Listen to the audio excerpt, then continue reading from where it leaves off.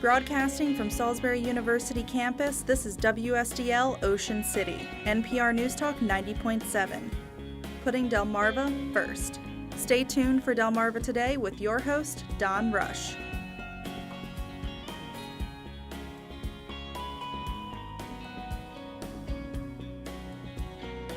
We are in the last weeks of the holiday season, and we may forget that there are many whose concerns will not be about crowded malls or online shopping. Welcome to Delmarva Today. This is Don Rush. Despite an unemployment rate of under 4%, many are still without food or homes. It's estimated that 1 in 8 Americans have experienced food insecurity this year. Meanwhile, last year, on any given night, nearly 600,000 people experienced homelessness in the U.S. One of the agencies on the shore working to help people get back on their feet is Diakonia, which has been around since the early 1970s. And in our studio this morning is the organization's executive director, Claudia Nagle. Welcome to the program. Thank you, Don. Good morning. So what has it been like this season? Has there been an increase in the number of people that you're seeing and trying to get themselves together, whether it's trying to find a place to stay or just getting some food? One of the things that I can tell you is that the demand for service has not diminished. And we're seeing a steady and growing need for the services that we offer.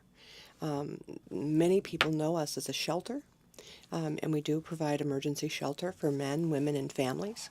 We also operate a food pantry that's open daily to serve Worcester County. And then we have prevention and rehousing programs with case management and ways that we can help people identify housing and stay in their homes. And we get about over 500 calls a month for services, either housing, rental assistance, or, housing prevention, so that they can, that they're in a situation where they're going to lose their housing. And we receive over 500 calls per month for those services. Last year in our food pantry, and through all of our programs, we served over 12,000 people. And about a third of those are children. So in the summer, generally speaking, we have 35 beds in our emergency housing. Depending on family configuration, that can go up a little bit or down a little bit. This summer, we had 50 people consistently in housing. What do you think that is? One of the things is that wages don't necessarily match the expenses, and safe, affordable housing is out of reach for many. Even if they have a job? Even if they have a job. There are national studies that indicate that two-person family would need to have 2.5 full-time jobs in order to afford a 2-bedroom apartment because of the cost of the apartment. Now, that doesn't bring in utilities. Around in the area, about $1,200 a month, $1,100 to $1,200 is a 2-bedroom apartment. So the cost of housing, rental housing or affordable housing, is out of reach for most folks, even when they're working. If you're looking at someone who is disabled and brings in around $750 a month in Social Security, much of that housing is out of reach for them because they can't sustain their rental once they get housing. They can't move into housing because that ability to sustain it or even make the payments for rent, security, speak nothing of food, utilities, those kinds of things. So it's really a challenge for folks. So if somebody is like has, for instance, maybe $700 or $1,000, say, coming in from, say, Social Security, that their principal income, Mm-hmm. and they can't find where do they go? I mean, is there affordable housing? And I'm thinking, obviously, particularly the elderly, who Mm-hmm. It's not like they can go out and get a job. It's interesting that you say that because we're seeing an increase in people 55 and older coming to seek services because They don't really have another way to earn more income, and the cost of living has gone up a lot. People might think subsidized housing, but the waiting list for subsidized housing is very long. There's probably for what people think of as Section 8. The waiting list is 3 to 4 years for someone to, or longer, before they would get an apartment if they got on the list today. The lists haven't been, in our region, the lists haven't been open and stayed open for a number of years. So when people get that housing, they stay in it. So then you have these people coming behind, and it causes a bottleneck because there's not an opening. There's not an opening there. And we're not unique. They see these trends across the nation, in large, in rural areas, in large cities, etc.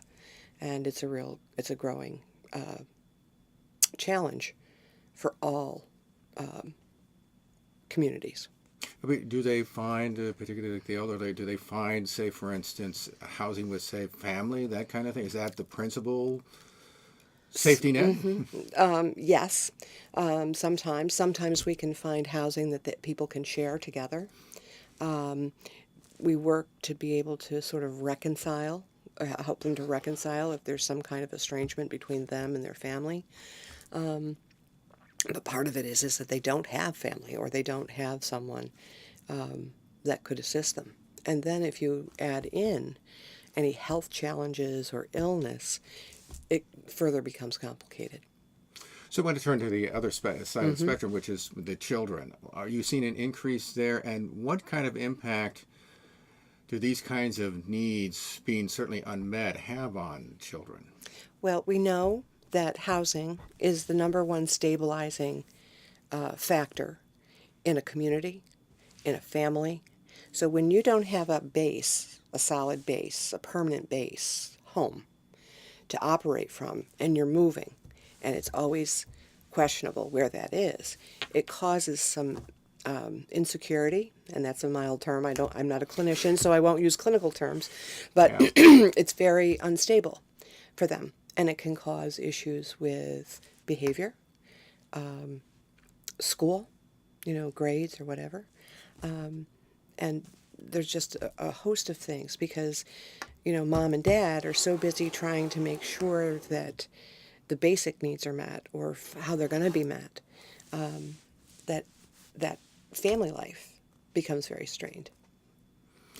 So what happens to the child when he grows up or she grows up in a I mean, are they likely to finish school? Are they what's sense about? We think when we think about it, particularly kids as they grow up, we think of them being in school, public schools, and that kind of thing. I mean, is what happens to them?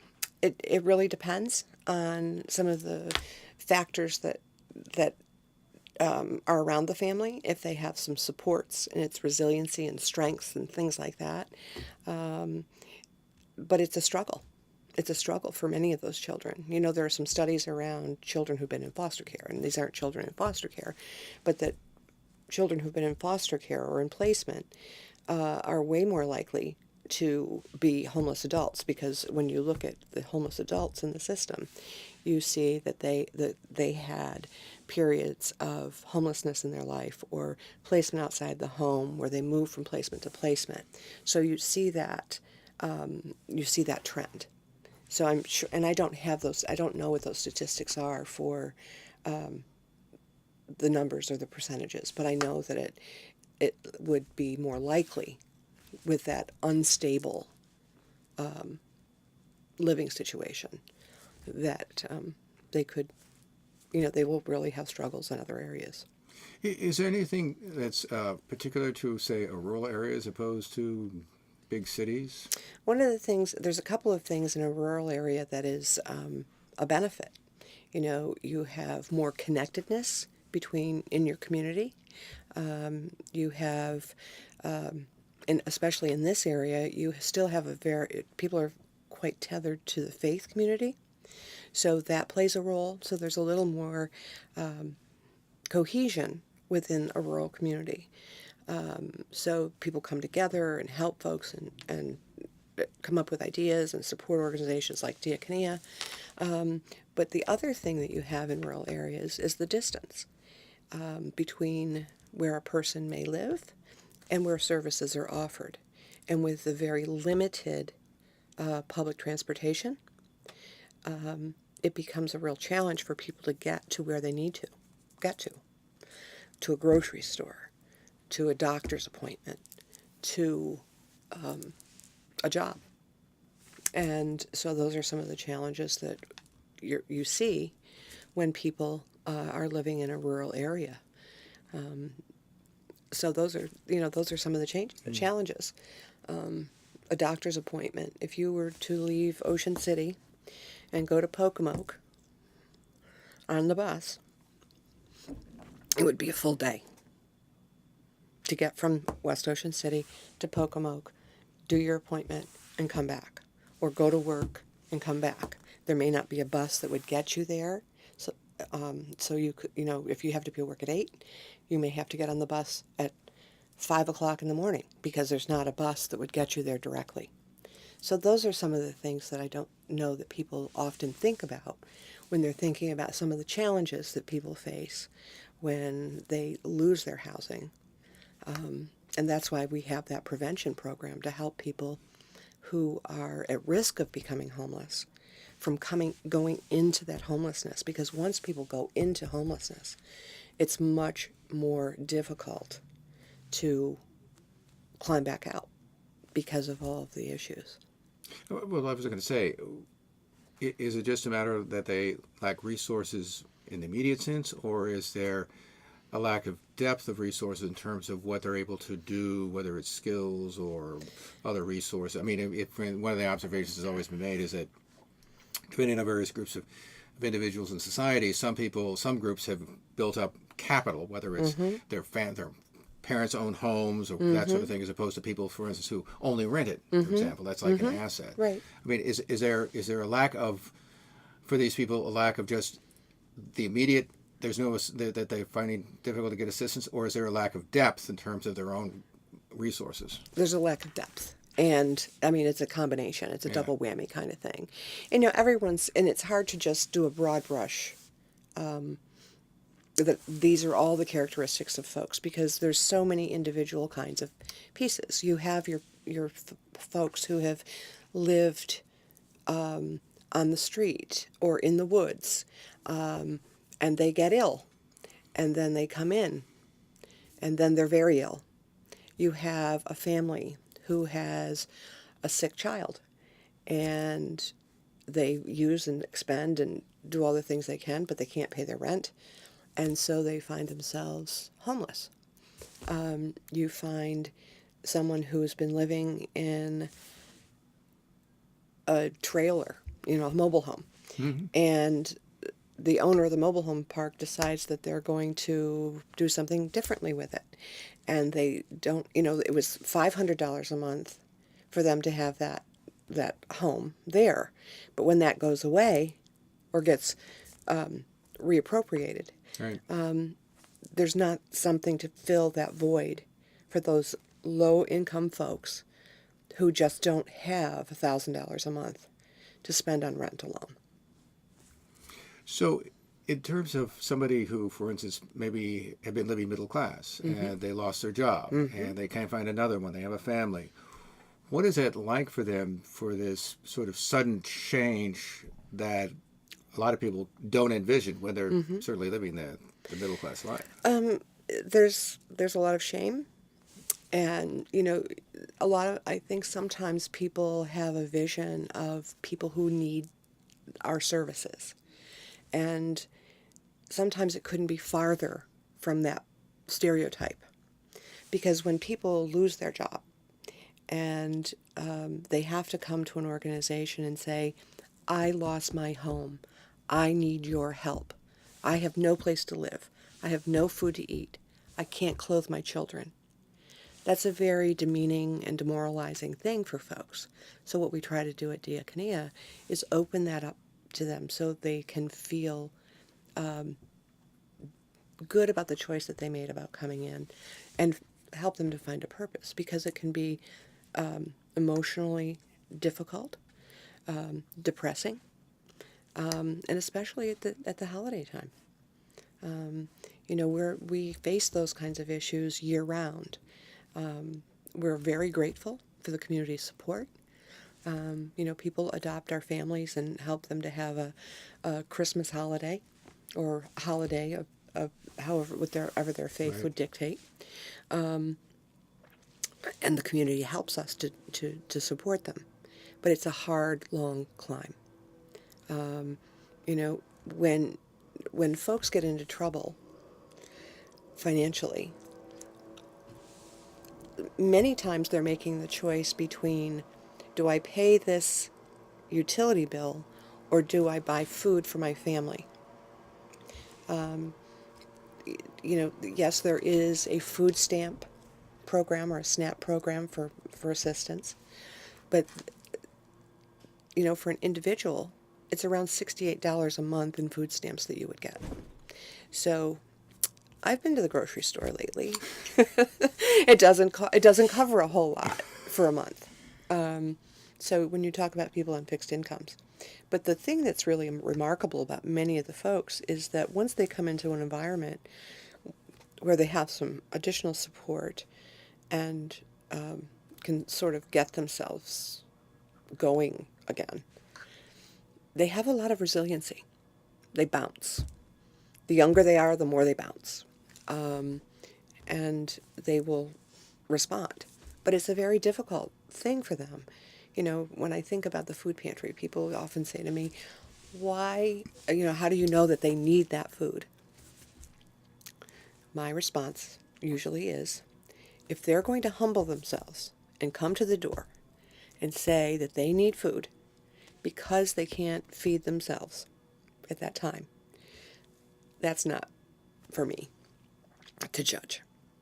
That's between them and whatever spiritual being and them. Because the community donates food to us to feed people who don't have the ability to do that and to feed the people who live at Diakonia. So we do that. But it's a very humbling experience to have to ask for that assistance. And it's that climb out too. What do you make of this? I know our local congressman who voted against the agriculture food nutrition program.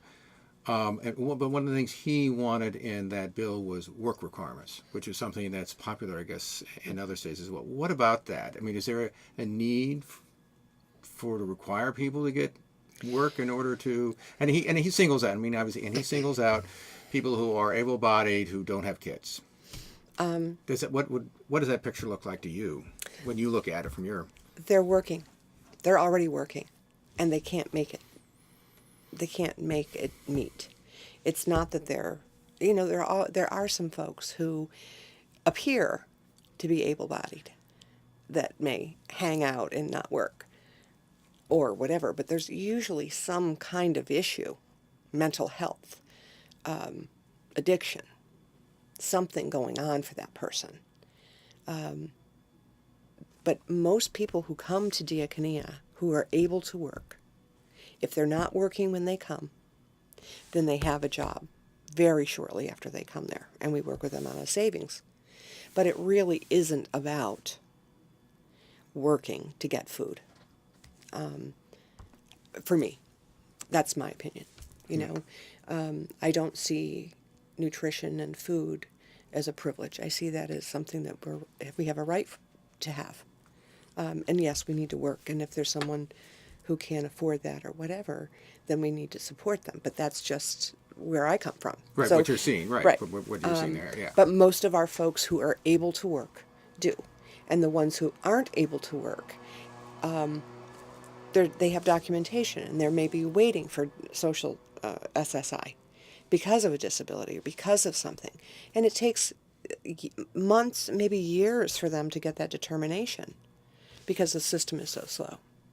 So I would invite folks to learn more about the people who they sort of pigeonhole and say they need to work or they're not using their food stamps appropriately, or, you know, some of those kinds of things. Because there are a few, very few, but those very few who don't do right by the system or whatever, that colors all of the other folks who are really trying to make a difference.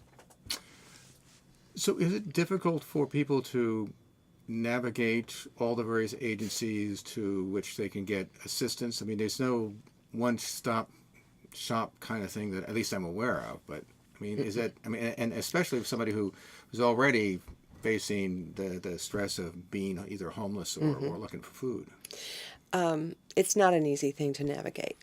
We're looking at different ways to help that be an easier process. Diakonia has an outreach team that works with our veterans as well as the civilian population, and we partner with the health department in Worcester County and the police department in Ocean City, the AGH, the hospital, to take that team out to folks that we know that have not engaged in other services and try to build those relationships with them, to encourage them to come into shelter, work with some of the other organizations to get to the place where they can have housing.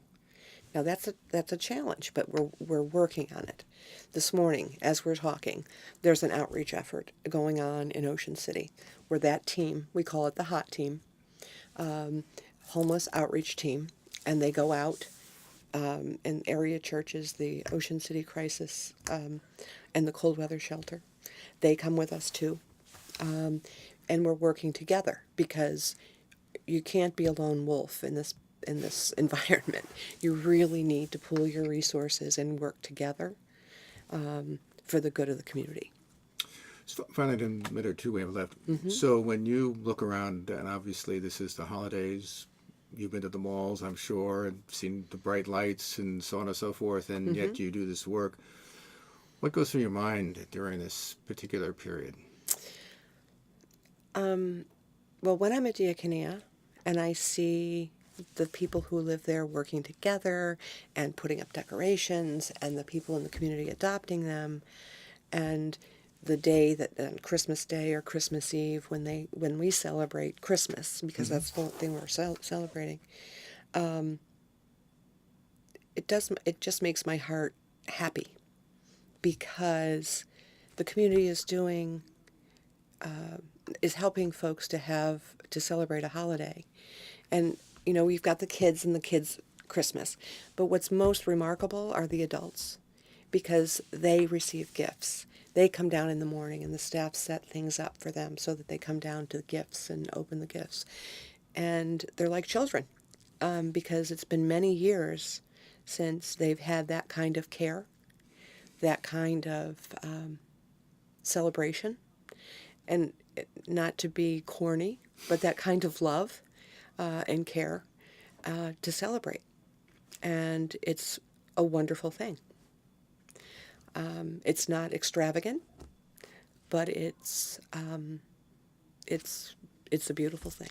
And it happens because we work as a team and the community supports us to be able to do that. And it gives me hope. It gives you, well, hopefully, yes. That's, I guess, the one thing we have that doesn't cost. We've been talking with Claudia Nagle. She's the executive director of Diakonia, which provides shelter, food, and a whole host of services for those in need. And we particularly think about them at this particular time of the year, although maybe we should think about them year-round. Thanks for stopping by. You're welcome, Don. Thanks for asking me. This has been Delmarva Today. I'm Don Rush. Thanks for listening. Thank you for watching Delmarva Today, a production of Delmarva Public Radio. Production and audio engineering by Chris Rank. Hosted by Don Rush.